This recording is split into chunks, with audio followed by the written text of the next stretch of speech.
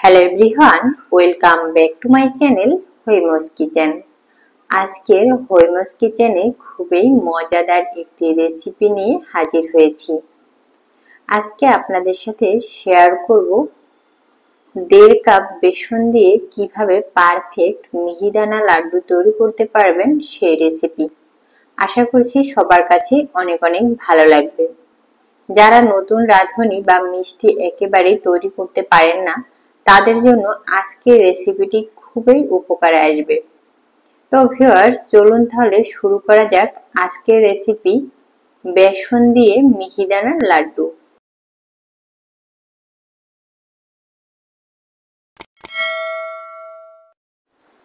যেহেতু আজকে বেসন দিয়ে লাড্ডু তৈরি করব, তাই এখানে আমি একটা বাটিতে নিয়ে নিচ্ছি 1.5 কাপ পরিমাণে বেসন।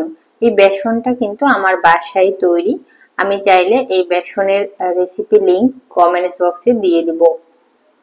তো এখানে বেসনের সাথে দিয়ে দিয়েছি 1/2 চা চামচ পরিমাণে লবণ, আর দিয়ে দিচ্ছি 2 চা চামচ সয়াবিন তেল।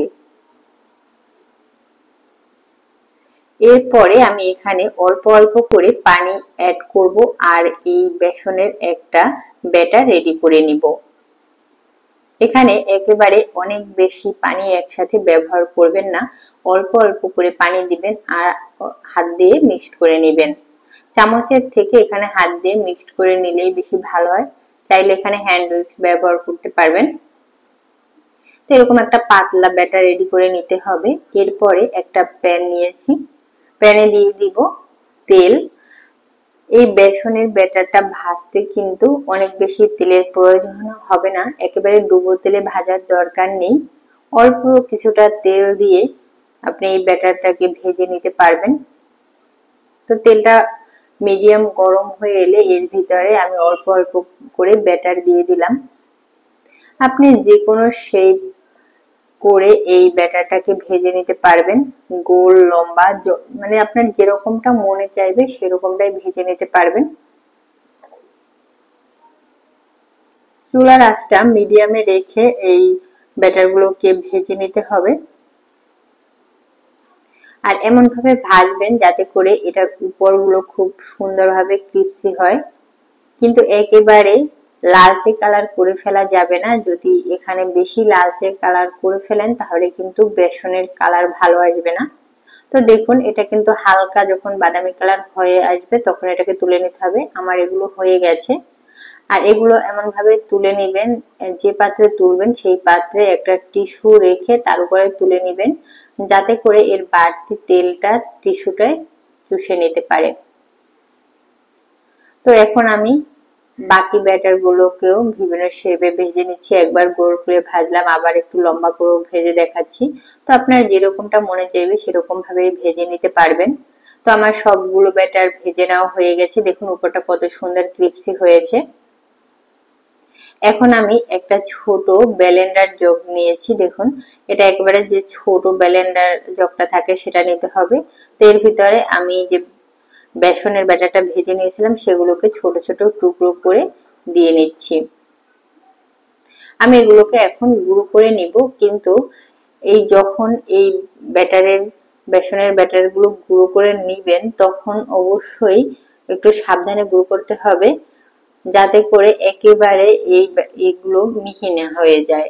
দেখুন এভাবে ছোট ছোট মিহি দানা দানা দানা থাকবে, সেরকমটা ভাবে আপনাকে এটাকে ব্লেন্ড করে নিতে হবে। তো আমার এখন এগুলোকে ব্লেন্ড করা হয়ে গেছে। আর এরপরে আমি একটা প্যানে কিছুটা তেল ছিল, সেই তেলে আরো 1 চামচ ঘি অ্যাড করে এর ভিতরে দিয়ে দিলাম কাঠবাদাম কুচি, সাথে অল্প কিছু কিশমিশ, আর দিব কিছুটা পেস্তা বাদাম। এটাকে একেবারে মিডিয়াম হিটে একটু সময় টেলে নেব। অনেক বেশি সময় এটা কিন্তু ভাজা যাবে না, যাতে করে বাদামগুলো আর পুড়ে না যায় বা কিশমিশটাও পুড়ে না যায়, সেদিকে খেয়াল রাখতে হবে। একটু বাদামটা তেলে বা ঘিতে টেলে নিলে দেখবেন যে এটা থেকে আরো সুন্দর ফ্লেভারটা স্ট্রং হয়, এই জন্য এটাকে টেলে নেওয়া। যখন কিশমিশ গুলো এরকমটা ফুলে উঠবে সেই পর্যায়ে এই বাদাম কিশমিশ গুলোকে চুলা থেকে নামিয়ে নিতে হবে। তো আমার এগুলো হয়ে গেছে, এগুলোকে নামিয়ে নিব। অন্যদিকে চুলায় একটা প্যান বসিয়ে দিয়ে দিচ্ছি এখানে 1 কাপ চিনি, সাথে আরো 1/4 কাপ চিনি। 1.5 কাপ বেসনের জন্য এখানে 1 কাপ প্লাস 1/4 কাপ চিনি আমার কাছে পারফেক্ট মনে হয়েছে। আপনি যদি মিষ্টি কম খেতে পছন্দ করেন তাহলে আরো একটু কমিয়ে নিতে পারেন। এরপরে এখানে 1 কাপ পানি অ্যাড করে চিনিটাকে ভালোভাবে গলতে দিতে হবে। তো এই ফাঁকে এখানে আমি অ্যাড করছি 2টা এলাচ। এলাচগুলোকে একটু ফাটিয়ে দিয়েছি যাতে করে এর বীজগুলো বাইরে না বের হয়ে আসে। তো চিনির পানিটাকে ভালোভাবে ফুটতে দিতে হবে। যখন ফুটে উঠতে শুরু করবে তখন এর ভিতরে 1 চা চামচ লেবুর রস অ্যাড করলাম, যাতে করে চিনিটার যে শিরাটা সেটা একেবারে শক্ত না হয়ে যায়। যখন এরকম চিনিটার পানিটা উতলে উঠবে তখন এর ভিতরে আমি 1 চা চামচ জর্দা রং অ্যাড করেছি। আপনি অরেঞ্জ ফুড কালার ব্যবহার করতে পারেন, এমনকি এখানে আপনি জাফরান কালারটাও ব্যবহার করতে পারবেন। তো চিনিটাকে এমন ভাবে জাল করে নিতে হবে যাতে এরকম একতার তৈরি হয়। একেবারে পাতলা শিরা করা যাবে না, তাহলে আবার ভালো ওই লাড্ডুটা তৈরি হবে না। তো যখন একতার তৈরি হবে তখন যে আমি গুঁড়োটা করে রেখেছিলাম সেই গুঁড়োগুলো এখানে দিয়ে দিলাম। তারপরে নেড়ে চেড়ে এটাকে ভালোভাবে রান্না করে নিতে হবে। এই সময় চুলার আঁচ একেবারে হাই হিটে না দিয়ে মিডিয়াম টু হাই হিটে রাখবেন। তো এটাকে কিছু সময় নেড়ে চেড়ে নিয়ে এর ভিতরে অ্যাড করলাম 1/4 কাপ গুঁড়ো দুধ। দুধটা দিয়ে আবার ওটাকে নেড়ে চেড়ে নিচ্ছি। গুঁড়ো দুধটা অবশ্যই ব্যবহার করার চেষ্টা করবেন, এটার ভালো একটা টেক্সচার আনার জন্য। তো গুঁড়ো দুধটা আমার মিক্সড করে নেওয়া হয়ে গেছে। আমি যে মেজারমেন্ট গুলো আজকে বলে দিয়েছি ঠিক সেভাবেই এই মেজারমেন্ট গুলো ব্যবহার করবেন, দেখবেন আপনি পারফেক্ট লাড্ডুটা বাসায় তৈরি করে নিতে পারবেন। তো এটা আমি গুঁড়ো দুধ মিশিয়ে নেওয়ার পরে এর ভিতরে আমি দিয়ে দিব 1 টেবিল চামচের মতো ঘি। ঘিটা ব্যবহার করার চেষ্টা করবেন সুন্দর একটা ফ্লেভার পাওয়ার জন্য। আর যদি বাসায় ঘি না থাকে তাহলে ব্যবহার করার দরকার নেই।